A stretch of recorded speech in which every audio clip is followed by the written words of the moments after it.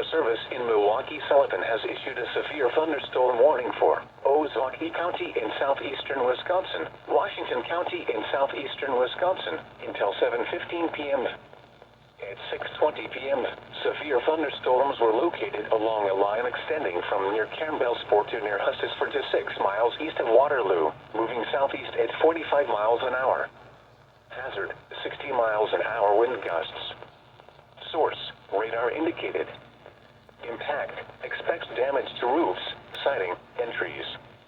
Locations impacted include West Bend, Mequon, Hartford, Brown Deer, Grafton, Cedarburg, Port Washington, Jackson, Slinger, Soapville, Bayside, Kewaskum, Thiensville, Germantown, Belgium, Fredonia, Newburgh, Ridgefield, Addison, and Wayne. For your protection, move to an interior room on the lowest floor of a building.